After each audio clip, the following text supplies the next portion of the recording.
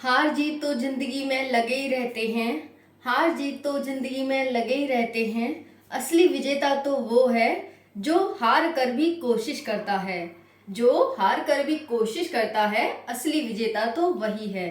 Hello friends, मैं प्रियंका शर्मा स्वागत करती हूँ आप सभी का आप सभी के चैनल ज्ञान सागर पर।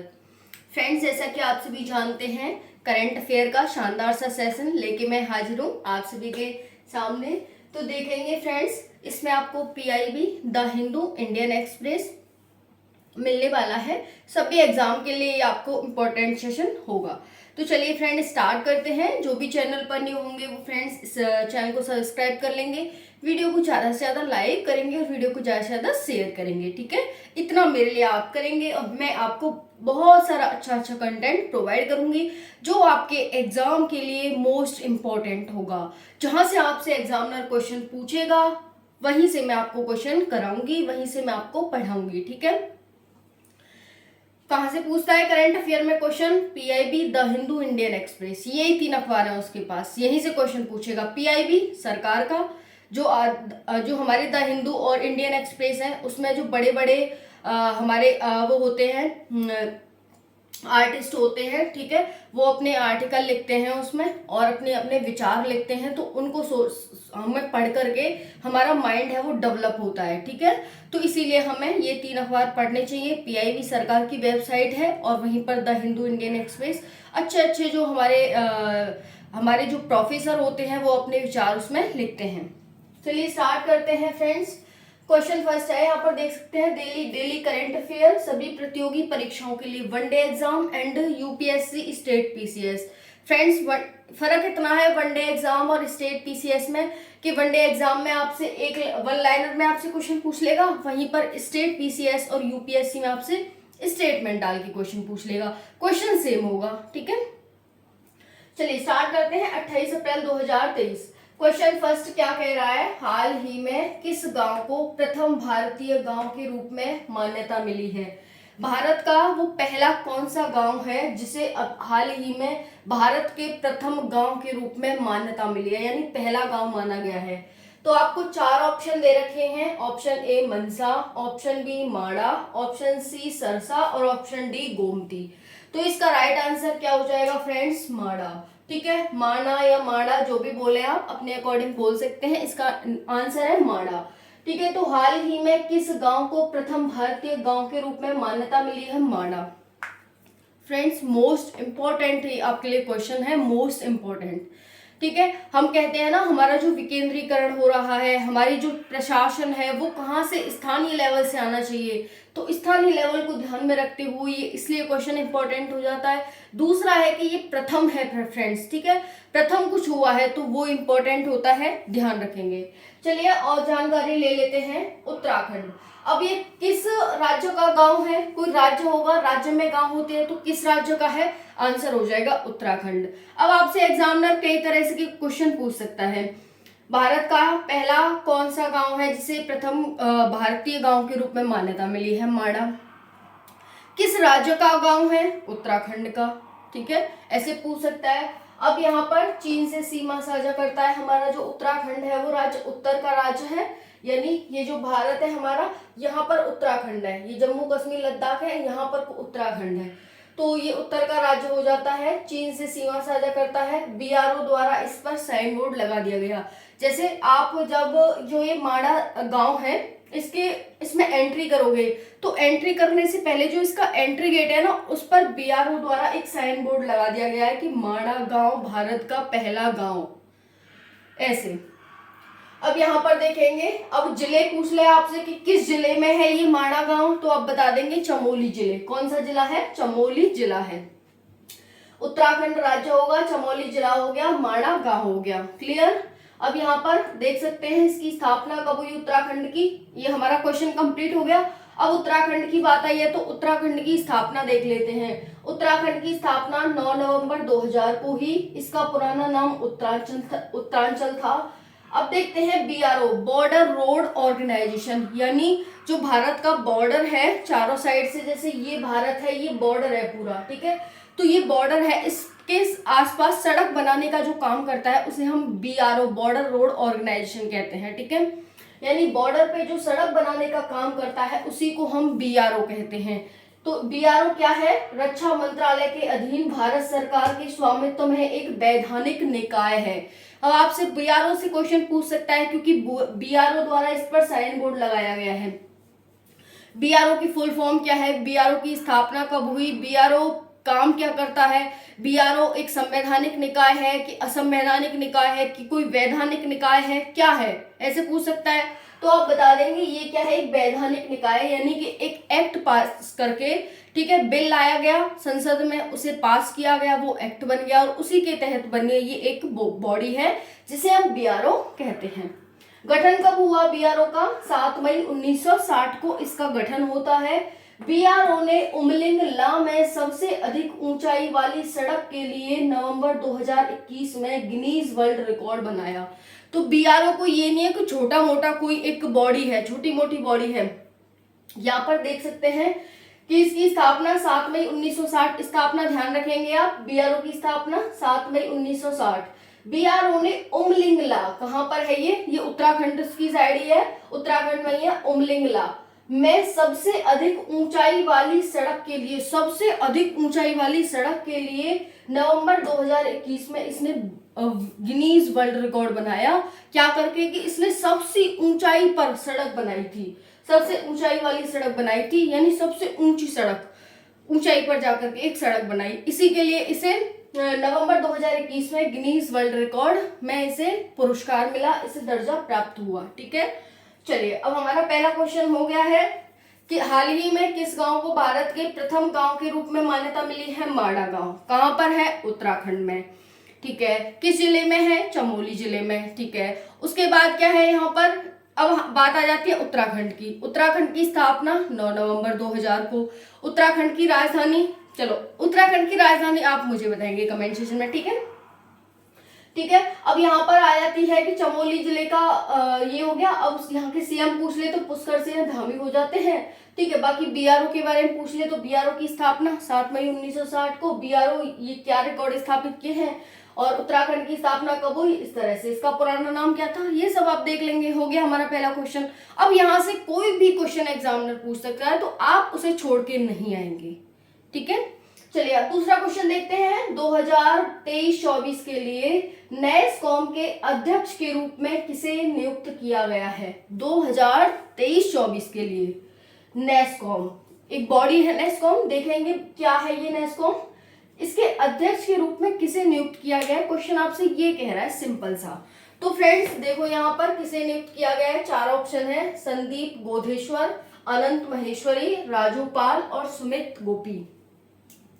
इसका राइट आंसर हो जाएगा अनंत महेश्वरी। क्या हो जाएगा? अनंत महेश्वरी। ध्यान रख लेंगे, नैसकॉम के अध्यक्ष कौन है? अनंत महेश्वरी है। नैसकॉम है क्या ये? नैसकॉम की पहले तो आप फुल फॉर्म देख लो, NASSCOM, हिंदी में ऐसे लिखते हैं, इंग्लिश में ऐसे लिखते हैं। कभी कभी आपको वर्ड शुद्ध करने के लिए भी आ जाता है कि शब्द शुद्ध करो, इंग्लिश में भी दे देगा आपको नैसकॉम की निम्नलिखित में से कौन सी स्पेलिंग सही है। हिंदी में भी पूछ लेगा कौन सा शब्द नैसकॉम का सही रूप से लिखा हुआ है। तो पहले तो आप यही देखेंगे।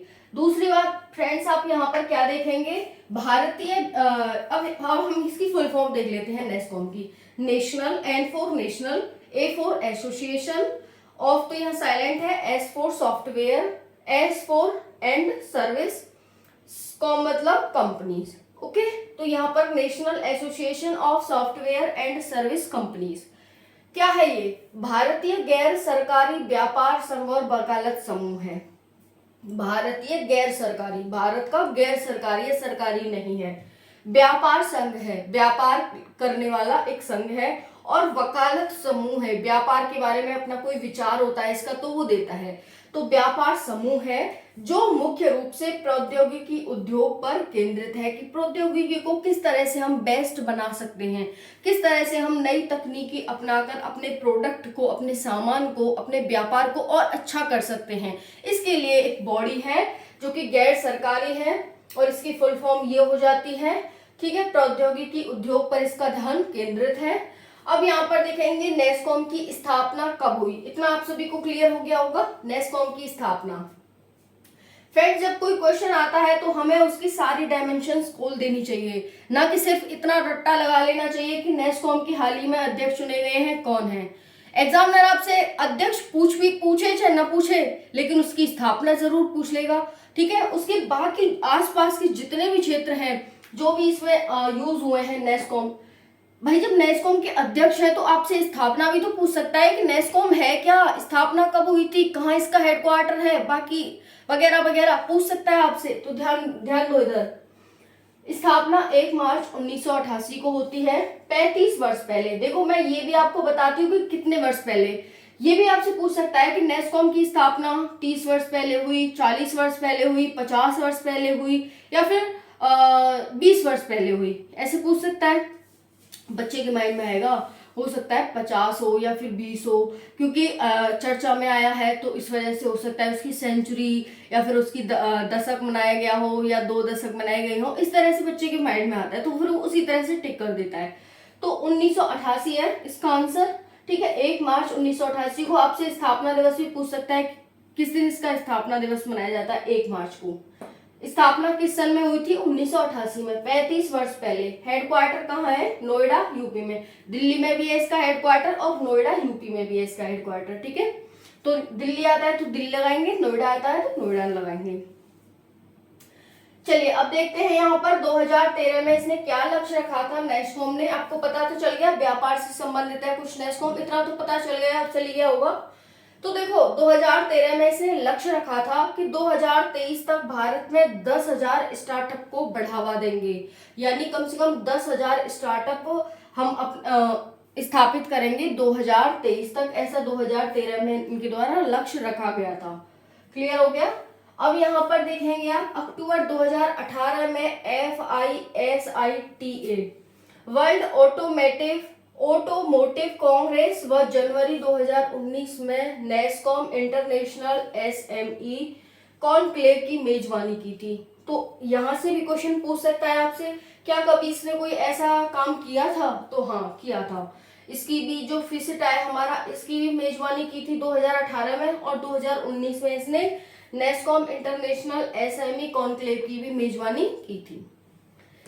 नेक्स्ट क्वेश्चन है, आई होप आपको दिखाई दे रहा होगा फ्रेंड्स, नहीं दे रहा होगा तो हम थोड़ा सा इसे नीचे कर लेंगे जिससे कि आपको अच्छे से विजिबल हो जाए, क्योंकि विजिबल होता है तो अच्छे से हम समझ पाते हैं, विजिबल नहीं होता तो हम अच्छे से समझ नहीं पाते। तो यही कोशिश करते हैं कि आपको सब कुछ समझ आए। चलिए नेक्स्ट क्वेश्चन देखते हैं। हाल ही में शारजाह स्टेडियम स्टैंड का नाम किस भारतीय क्रिकेटर के 50वें जन्म दिवस के उपलक्ष्य में उनके नाम पर रखा गया है। क्वेश्चन समझ आया? चलिए दोबारा पढ़ते हैं।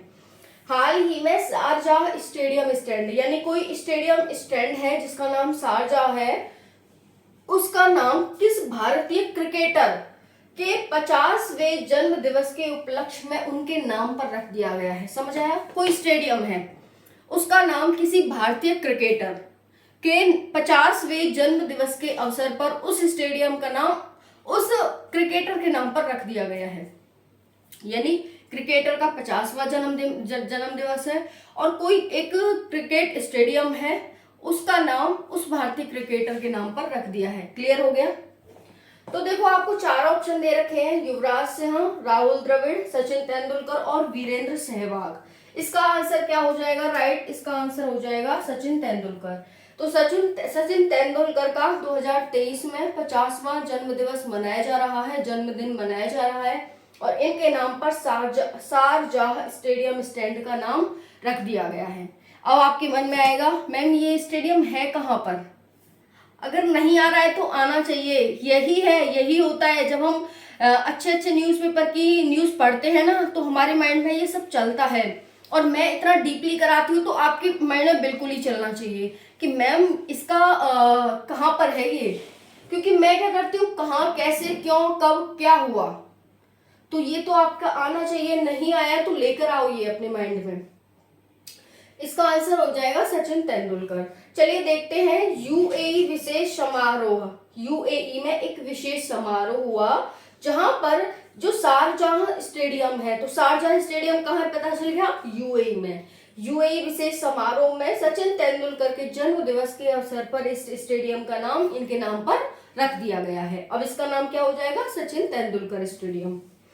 1998 में ऑस्ट्रेलिया के खिलाफ खचाखच भरे स्टेडियम जिसका नाम डेजर्ट स्टॉर्म स्टेडियम था, उसकी भी 25वीं वर्षगांठ इसी वर्ष मनाई गई। तो दोनों काम इनके हो गए एक साथ कि एक तो भारतीय क्रिकेटर के नाम पर उनके 50वें जन्म दिवस पर हो गया, और दूसरा कि एक बार एक कोई मैच हुआ था 1998 में ऑस्ट्रेलिया में, उसके खिलाफ एक खचाखच भरे हुए स्टेडियम में जिसका नाम क्या था? डेजर्ट स्टॉर्म, उसकी भी 25वीं वर्षगांठ मनाई गई। यानी कि उसमें बैक टू बैक शतक लगाए गए थे। क्लियर? तो यहाँ पर इतना हो जाता है। ये हमारे क्वेश्चन कंप्लीट हो गए। पहला क्वेश्चन क्या था? किस गांव को भारत का पहला गांव घोषित किया गया है? दूसरा क्वेश्चन क्या था? 2023 के लिए नेस्कॉम के अध्यक्ष के रूप में किसे चुना गया है? नेक्स्ट क्वेश्चन क्या था? किस स्टेडियम का नाम भारतीय क्रिकेटर के नाम पर रख दिया गया है? तो ये हमारा यहाँ पर हो गया। चलिए अब नेक्स्ट देख लेते हैं। नेक्स्ट क्वेश्चन क्या कह रहा है? नेक्स्ट क्वेश्चन कह रहा है फ्रेंड्स, त्रिपुरा के पहले पद्म श्री अवार्डी कौन थे जिनका हाल ही में निधन हो गया है? त्रिपुरा के, यानी त्रिपुरा राज्य चर्चा में है, उसके पद्म श्री अवार्डी कोई व्यक्ति थे, महान व्यक्ति होंगे जो उन्हें पद्म श्री मिला है। हम तुमको तो मिल नहीं जाएगा, ठीक है? तो अच्छे काम करने पड़ते हैं जब जाके ये भारत रत्न, पद्म श्री, पद्म भूषण, पद्म विभूषण हमें मिलते हैं।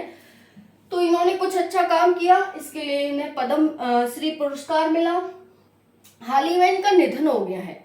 तो आपसे ये पूछ सकता है इस वजह से कि पद्म श्री थे, त्रिपुरा के थे और पहले थे त्रिपुरा के, इस वजह से पूछेगा आपसे। तो इनका नाम आपको ध्यान रखना है।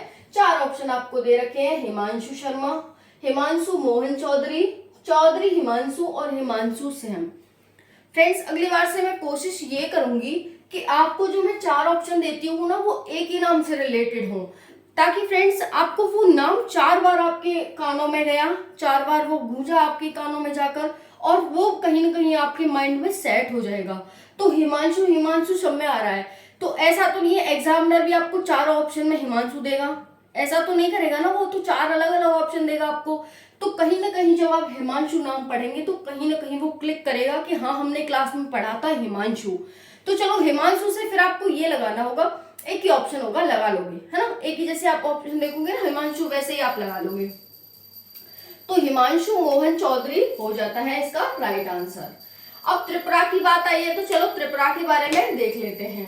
राज्यपाल क्या है? सत्यदेव नारायण आर्य इसके यहाँ के राज्यपाल हैं। सीएम वड़िक शाह हैं। स्थापना 1972 में इसे पूर्ण राज्य का दर्जा मिला था। तो स्थापना बहुत बार पूछी जाती है, कब स्थापना हुई, किस राज्य की। तो त्रिपुरा चर्चा में है, तो त्रिपुरा आप याद कर लेंगे। उसी राज्य की स्थापना पूछी जाती है जो राज्य चर्चा में रहता है। उत्तर पूर्व के राज्य अपसपा के कारण, कोई बॉर्डर डिस्प्यूट होता है वो सॉल्व हो जाता है, उसके कारण चर्चा में रहते हैं, तो तभी पूछे जाते हैं। कितने जिले हैं त्रिपुरा में? 8 जिले हैं। राजधानी क्या है? अगरतला। राजधानी भी है और इसका सबसे बड़ा शहर भी है त्रिपुरा का, अगरतला। ठीक है, त्रिपुरा का सबसे बड़ा शहर अगरतला और राजधानी भी अगरतला। और जो हमारा त्रिपुरा है वो किससे मिलकर के बना हुआ है? 8 जिले और 23 उपभाग से मिलकर के बना हुआ है। उप प्रभाग, 8 जिले 23 उप प्रभाग से मिलकर बना हुआ है। हमारा क्वेश्चन हो गया, नाम ध्यान रख लेंगे आप, हिमांशु मोहन चौधरी। चलिए नेक्स्ट देखते हैं, किस देश की फर्म जल्द ही अयोध्या में बायोडीजल परियोजना शुरू करने वाली है? किस देश की फर्म हाल ही में अयोध्या में बायोडीजल परियोजना शुरू करने वाली है? 4 ऑप्शन है, बेल्जियम, फ्रांस, जर्मनी और रूस। इसका आंसर हो जाएगा बेल्जियम। तो बेल्जियम की एक फर्म है जो जल्द ही अयोध्या में बायोडीजल परियोजना शुरू करने वाली है। बेल्जियम की वीटो, क्या कंपनी का नाम है? वीटो कचरे से बायोडीजल बनाने की परियोजना शुरू करेगी। किससे? कचरे से, जो कचरा होता है उससे बायोडीजल बनाया जाएगा, उसकी परियोजना बेल्जियम की एक कंपनी है जिसका नाम वीटो है, वो शुरू करेगी अयोध्या में। ये 2 दशक का पायलट प्रोजेक्ट होगा। कितने दशक का? 2 दशक का, यानी 2 दशक, एक दशक में 10 वर्ष और दूसरे दशक में 10 वर्ष, यानी 20 वर्ष का ये प्रोजेक्ट चलेगा, होने वाला है। कचरे से क्या बनाया जाएगा? डीजल बनाया जाएगा। चलिए अब नेक्स्ट देख लेते हैं। एक रिपोर्ट के अनुसार निम्न में से कौन सा देश gold backed digital currency launch करेगा? Gold backed digital currency. Report के अनुसार निम्न में से कौन सा देश gold backed digital currency launch करेगा? चार ऑप्शन है, जाम्बिया, जिम्बाब्वे, नामीबिया और NOTA. None of the above, यानी इनमें से कोई नहीं है, तीनों ऑप्शन में से कोई और ही ऑप्शन है। इसका आंसर हो जाएगा जिम्बाब्वे। क्या हो जाएगा? जिम्बाब्वे। ठीक है, तो ये है, ये जो देश है ये क्या करेगा? गोल्ड बैक्ड डिजिटल करेंसी यानी कि सोने की करेंसी लॉन्च करने वाला है ये। मुद्रा के गिरते मूल्य का मुकाबला करने के लिए रिजर्व बैंक ऑफ जिम्बाब्वे, जिसे हम आरबीजेड कहते हैं, इसने एक स्वर्ण समर्थित डिजिटल मुद्रा पेश करने की घोषणा की है। कि स्वर्ण समर्थित यानी कि स्वर्ण से बनी हुई एक मुद्रा है, वो इसने पेश करने की घोषणा की है। जैसे पहले नहीं होता था मुगल काल में हमारा जो फिरोज शाह तुगलक था, ये सब थे, तो इन्होंने भी चलाया था ऐसा सब कुछ, है ना। गयासुद्दीन तुगलक था, और ये फिरोज शाह तुगलक हो गया, इन लोगों ने भी ये सोने के, चांदी के, तांबे के सिक्के चलाए थे, तो वैसे ही कुछ इन्होंने किया है। ठीक है, तो यहाँ पर देख सकते हैं, यह जिम्बाब्वे डॉलर की छोटी मात्रा के धारकों को टोकन के लिए अपने पैसे का आदान प्रदान करने और विनिमय दर में उतार चढ़ाव से खुद को बचाने में सक्षम करेगा। ठीक है, ये एक जब महंगाई हो गई है, अब यहाँ पर मूल्य का जब दाम गिर जाता है, महंगाई हो जाती है, महंगाई से बचने के लिए कोई भी सरकार हो वो कुछ और उपाय अपनाती है। कुछ क्या करते हैं, यहाँ पर अपनी दूसरी मुद्रा छाप देते हैं, और कुछ क्या करते हैं, अपने आयात को कम कर देते हैं और अपने प्रोडक्शन को घटा देते हैं। ऐसा अलग अलग तरीके से अपनाते हैं। ये इकोनॉमी की टर्म है, कभी आएगा क्वेश्चन तो हम आपको समझाएंगे अच्छे से। तो चलिए फ्रेंड्स, वीडियो कैसी लगी कमेंट सेक्शन में जरूर बताना। फ्रेंड्स, वीडियो को ज़्यादा से ज़्यादा लाइक किया करो, शेयर किया करो, सब्सक्राइब किया करो। काफ़ी मेहनत लगती है, इतना प्यारा सा सेशन आपके लिए। पहले न्यूज़पेपर खंगालो, फिर उसके बाद अपना कंटेंट तैयार करो, फिर यहाँ पर बोर्ड पर उसे लिखो। ठीक है, फिर आपके सामने बोल के सुनाओ, फिर वीडियो को सेट करो, फिर उसके बाद अपलोड करनी होती है, काफ़ी टाइम लगता है। तो समझा करो, वीडियो को लाइक शेयर सब्सक्राइब ज़्यादा से ज़्यादा किया करो। ठीक है, चलिए, थैंक यू सो मच। जय हिंद, जय भारत। कोई भी डाउट हो फ्रेंड्स तो आप कमेंट सेक्शन में मुझे कमेंट करेंगे। ठीक है, थैंक यू।